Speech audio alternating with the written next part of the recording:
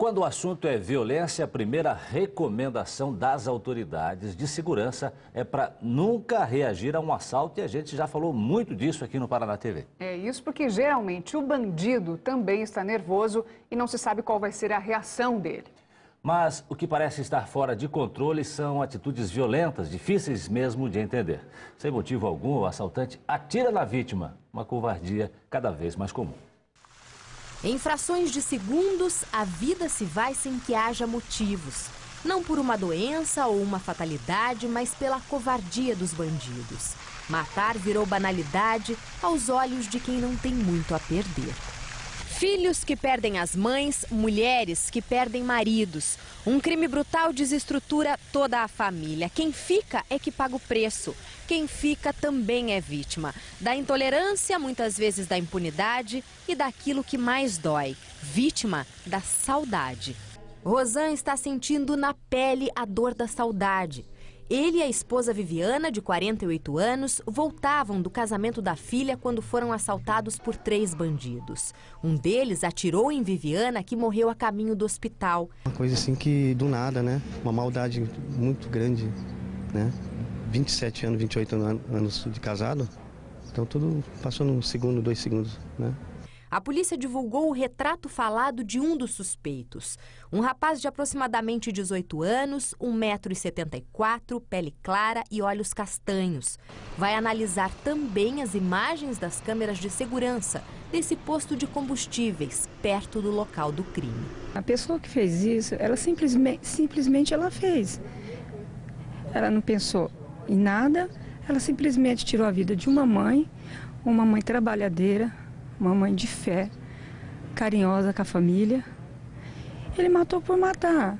Eduardo também perdeu a esposa. O capricho nos cadernos e as anotações trazem boas lembranças. Renata, que era professora, tinha 36 anos. Foi morta por bandidos que levaram o carro dela. É no carinho dos filhos que Eduardo se segura para seguir em frente. Falta tudo, né? A presença, né? Às vezes parece que vai entrar pela porta, né? Foi uma parte nossa aí, desapareceu, né?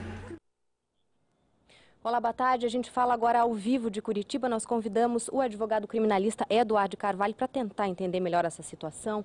Pelo que a gente percebe, histórias como essas que a gente mostrou na reportagem da Viviana, que, por exemplo, não reagiu a um assalto e também colaborou com os bandidos, acabou sendo morta. Isso acontece com grande frequência, vem acontecendo com frequência. Por que isso? Veja, são 20 latrocínios estatisticamente que ocorrem por ano em Curitiba. Um a cada 3 semanas, aproximadamente, num cálculo alto. A maior parte desses casos, a própria Polícia Militar informa que é devido ou à reação das pessoas ou devido ao bandido entender que a pessoa reagiu. Ela nem reagiu, mas esboçou qualquer movimento e o bandido entende que ela tenta reagir e dá o tiro. O latrocínio, que é o crime seguido de morte, ele possui uma das maiores penas no Código Penal, né? De 20 a 30 anos de prisão. Isso não está adiantando, né? O que adianta, o problema é que hoje em dia a polícia tem adotado uma técnica do século XIX. E mesmo assim, uma técnica do século XIX falha, porque você não vê polícia na rua, você não vê policiamento na rua. Quando você vê polícia, você vê o carro de polícia parado conversando com o dono da banquinha, parado. Se eu sei que o carro da polícia está parado lá, o bandido também sabe. Então, eu imagino, e é uma solução simples, é tecnologia e investimento em pessoal. Crimes podem ser solucionados da forma mais simples possível, com impressão digital. 60% dos crimes patrimoniais na Inglaterra são resolvidos com base em impressão digital. Puxa no sistema, é ele, vão lá e prendem o sujeito. Nossa investigação não é bem feita, você acha? Existe uma carência histórica de pessoal e de investimento na polícia, que tem se tentado resolver, mas é como enxugar gelo. Não, a polícia de fato não é preparada para investigar crimes, ou se prende em flagrante. 90% dos processos que tramitam nas varas criminais são decorrentes de prisão em flagrante, ou não se tem. Isso quando são comunicados, ou não se tem processo. Você acredita que essa questão da impunidade que instiga os bandidos a cometerem ainda mais esse tipo de crime? Eles saem, eles matam, não acontece nada muitas vezes? Impunidade não no sentido de pena. O Brasil tem algumas das maiores penas do mundo.